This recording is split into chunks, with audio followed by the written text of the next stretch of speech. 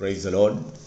Pentecost മെസ്സഞ്ചറിൽ കൂടെ തിരുവചനത്തെ ശ്രവിക്കുന്ന എല്ലാ ദൈവമക്കളെയും ക്രിസ്തുയേശുവിൻ്റെ ധന്യനാമത്തിൽ വന്ദനം ചെയ്യുന്നു.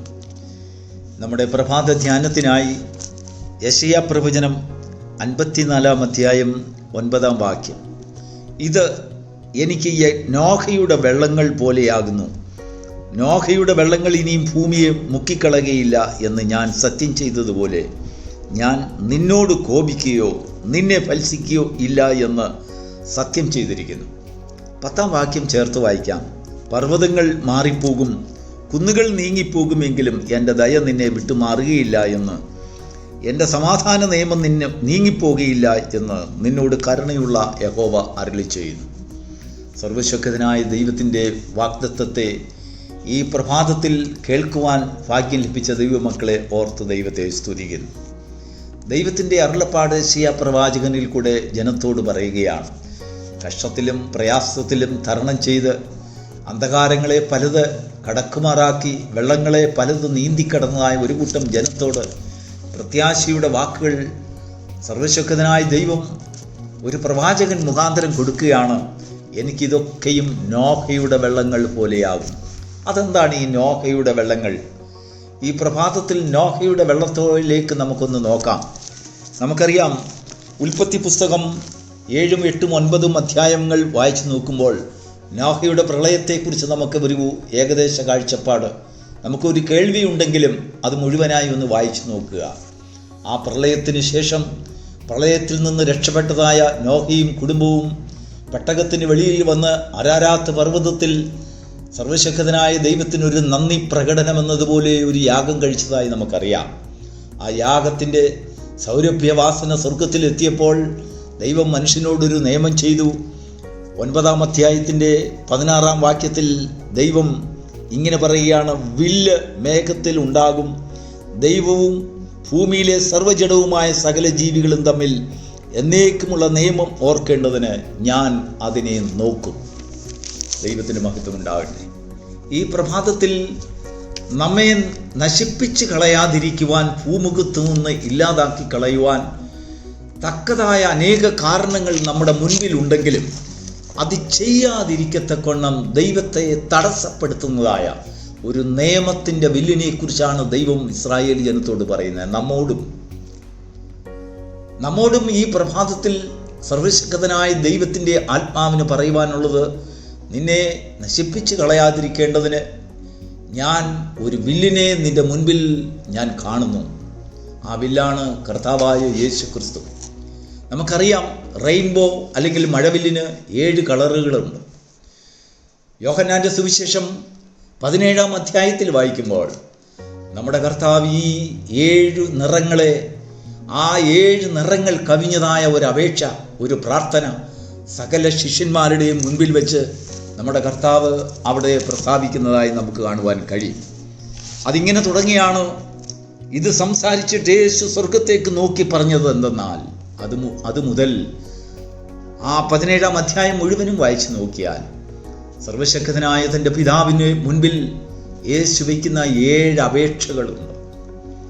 7 വിഷയങ്ങളിൽ കർത്താവേ നീ നോക്കണമേ, ഞാൻ അപേക്ഷിക്കുന്നു എന്ന് തന്നിൽ വിശ്വസിച്ചിരിക്കുന്ന ഒരു കൂട്ടം ജനങ്ങൾക്ക് വേണ്ടി മാത്രമല്ല, വിശ്വസിപ്പാനിരിക്കുന്ന ഒരു കൂട്ടം ജനങ്ങൾക്ക് വേണ്ടിയും കർത്താവ് അവിടെ അപേക്ഷിക്കുന്നതായ അപേക്ഷ നമുക്ക് കാണുവാൻ കഴിയും. പർവ്വതങ്ങൾ നമ്മുടെ മുൻപിൽ കുമിഞ്ഞു കൂടുമ്പോൾ, മേഘങ്ങൾ ഇരച്ച് കയറുമ്പോൾ, നമ്മെ മുക്കിക്കളയുവാൻ ഓളങ്ങളും തിരമാലകളും നമ്മുടെ മേൽ ചീഞ്ഞു പാറി അടുക്കുമ്പോൾ, സർവശക്തനായ ദൈവം നമ്മുടെ കർത്താവ് വെച്ചിട്ടുള്ളതായ ആ മഴവില്ലിന്മേൽ കർത്താവ് നോക്കിക്കൊണ്ട് തൻ്റെ പുത്രനിൽ കൂടെ സ്ഥാപിക്കപ്പെട്ടതായ മഴവില്ല് തൻ്റെ മുൻപിൽ പ്രത്യക്ഷപ്പെടുമ്പോൾ നമ്മെ നശിപ്പിച്ച് കളയുവാൻ കൊണ്ടുവന്നതായ പദ്ധതിക്ക് അവിടെ ഇതാ ഒരു വിരാമം ഉണ്ടാകുന്നു. അതിന്മേൽ ദൈവം നോക്കിയിട്ട് തൻ്റെ ഉദ്ദേശം നമ്മളിൽ നിന്ന് മാറ്റി നമ്മോട് കരുണയുണ്ടാകുവാൻ അത് ഹേതുവായി തീരുന്നു. യേശു വെച്ചതായ മഴവില്ലിൻ്റെ ഉള്ളടക്കത്തിൽ ഏറ്റവും പ്രധാനമായ ഒരു അപേക്ഷയുണ്ട്, ഒരു നിറമുണ്ട്. ആ 7 നിറങ്ങളിൽ അതിൽ 5-ാമത്തെ നിറം, അവരെ ദുഷ്ടൻ്റെ കയ്യിൽ നിന്ന് കാത്തുകൊള്ളണമേ. അതിലേറ്റും ആ നിറങ്ങൾ അവസാനിക്കുന്നത് ഇങ്ങനെയാണ്: ഇവർ ഐക്യത്തിൽ തികഞ്ഞവരായിരിക്കേണ്ടതിന് ഞാൻ അപേക്ഷിക്കുന്നു. നമ്മുടെ കർത്താവിൻ്റെ 7 അപേക്ഷ തൻ്റെ പിതാവിൻ്റെ മുൻപിൽ ജനങ്ങൾക്ക് വേണ്ടി, തന്നിൽ വിശ്വസിക്കുന്ന ജനങ്ങൾക്ക് വേണ്ടി, ദുഷ്ടൻ്റെ കയ്യിൽ അവരകപ്പെടാതെ വണ്ണം അവരെ കാത്തുകൊള്ളണമേ. അതിനുശേഷം അവർ ഐക്യത്തിൽ തികഞ്ഞവരായിരിക്കേണ്ടതിന് ഞാൻ അപേക്ഷിക്കുന്നു. പ്രിയപ്പെട്ട ദൈവത്തിൻ്റെ മക്കളെ, നാം ഇന്ന് വായിച്ചതായ കുറിവാക്യത്തിൻ്റെ യെശയ്യാ പ്രവചനം 54-ാം അധ്യായത്തിൻ്റെ 10-ാം വാക്യത്തിൽ പർവ്വതങ്ങൾ മാറിപ്പോകും, കുന്നുകൾ അകലും.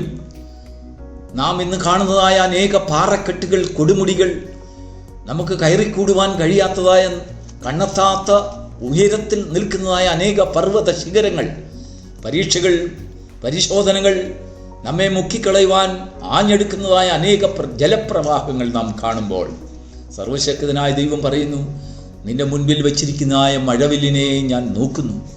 നിന്നോട് കരുണയുണ്ടാകേണ്ടതിന് ഞാൻ അതിന്മേൽ നോക്കും.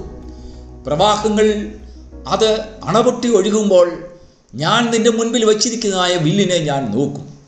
ക്രിസ്തുയേശുവിൽ ജാതികളായ നമുക്ക്, ഇസ്രായേൽ പൗരതയോട് യാതൊരു ബന്ധമില്ലാതിരിക്കുന്നതായ നമുക്ക്, നമ്മുടെ മുൻപിൽ കരുണ തോന്നി തൻ്റെ വചനത്താൽ കേൾക്കുന്ന വിശ്വസിപ്പാനിരിക്കുന്ന ജനങ്ങളുടെ വിശുദ്ധീകരണത്തിന് വേണ്ടി 2000 വർഷത്തിന് മുൻപ് വെച്ചതായ മഴവില്ലിനെ, ആ മഴവില്ലിൻ്റെ പരിധിയിലേക്ക് കടന്നു വരുവാൻ ഈ പ്രഭാതത്തിൽ വീണ്ടും ദൈവത്തിൻ്റെ സ്നേഹം നമ്മെ മാടി വിളിക്കുകയാണ്. ദൈവം തന്നിൽ വിശ്വസിപ്പാനിരിക്കുന്ന ജനങ്ങളുടെ കൂട്ടത്തിൽ ഇതാ നാമും ആയിരിക്കുന്നു. തൻ്റെ കരുണയാൽ നമുക്ക് മുൻപിൽ ഒരു മഴവില്ലുണ്ട്. ആ മഴവില്ലിൽ 7 നിറങ്ങളുണ്ട്.